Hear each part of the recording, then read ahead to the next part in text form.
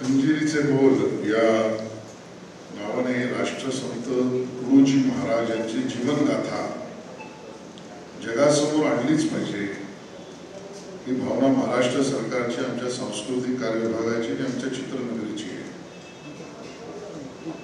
खऱ्या अर्थाने जीवनामध्ये समाधान कशात शोधावं, सुखामागे धावणारी आपली दैहिक वृत्ती ही स्वाभाविक आहे, पण समाधानामध्ये शोध घेणारा चित्त हा आपल्याला शोधावा लागतो आणि तिथेच मानवी उत्क्रांतीचा नियम आहे असं माझं मत आहे. आणि मग ते करायचं कसं, तर आपला भारत, आपला महाराष्ट्र हा या महान विभूतींनी संपन्न असा महाराष्ट्र आहे. राष्ट्रसंत तुकडोजी महाराज यांनी जी शिकवण आम्हाला दिली, जो भक्तीचा मार्ग दिला, भजन कीर्तनामध्ये सुद्धा समाधानाची वृत्ती निर्माण करण्याची दिशा दिली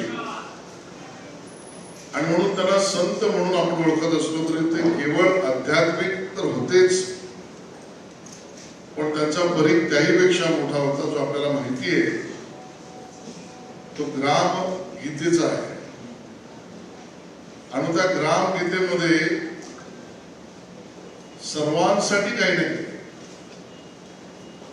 त्यांच्या समाधानाच्या दाखवलेल्या दिशेमध्ये आपल्याला आध्यात्मिक उन्नती आपल्या परिश्रमाने केलेल्या रस्त्यात सुद्धा सापडते, शेततळ्यात विहिरीत सुद्धा दिसते, ग्राम सेवकांमध्ये सुद्धा दिसते. आणि मग जग आज ज्या वेळेला शोधतंय की खऱ्या विकासाचं मॉडेल काय, मला असं वाटतं राष्ट्रसंत तुकडोजी महाराजांनी जगाला पायाभूत उन्नत आणि अतिशय जमिनीवरच्या विकासाचं मॉडेल समाधानी वृत्तीने परमेश्वराचं नाव घेता सेवेच्या माध्यमातून सुद्धा दिलं, ते आपले राष्ट्रसंत तुकडोजी महाराज. आणि म्हणून हा विषय त्या मजबूत पद्धतीने आपण जतन संवर्धन तर केलाच पाहिजे, पण जगासमोर सुद्धा आणला पाहिजे. आणि म्हणून महाराष्ट्र सरकारच्या योजनेअंतर्गत या सिनेमाचा निर्मितीच्या भागात आपला वाटा असला पाहिजे, ही भूमिका घेऊन महाराष्ट्र सरकार काम करतंय. किंबहुना या सगळ्यावर मला आवर्जून उल्लेख करायचा आहे की मुख्यमंत्री देवेंद्र फडणवीसजी याचा पाठपुरावा करतात, त्याची माहिती घेतात आणि आम्हाला मार्गदर्शन करतात. आणि आत्ताच हे शक्य झालं. आणि ज्यावेळेला आम्ही हे करायचं ठरवलं तर आमची फिल्म सिटीची सगळी मंडळी आहे, कोण करेल, कारण हा खोलवरचा विषय आहे आणि त्या मजबूत पद्धतीने मांडला गेला पाहिजे. आम्हाला आनंद आहे की आनंदजी तुमच्यासारखा दिग्दर्शक आणि निर्माते सुद्धा यांनी हे आव्हान स्वीकारलं.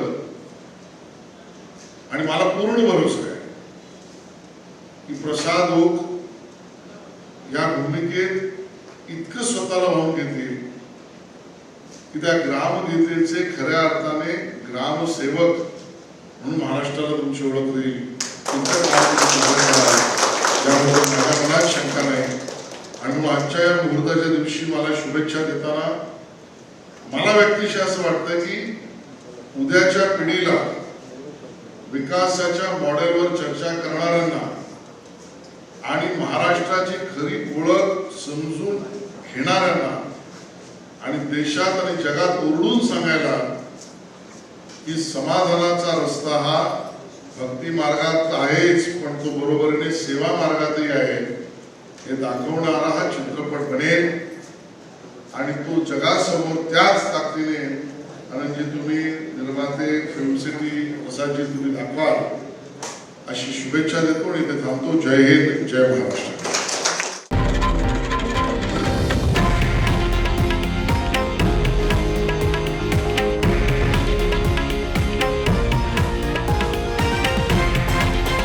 हे आहे देशातील नंबर 1 न्यूज नेटवर्क आणि आपण पाहत आहात TV9 मराठी, एकमेव.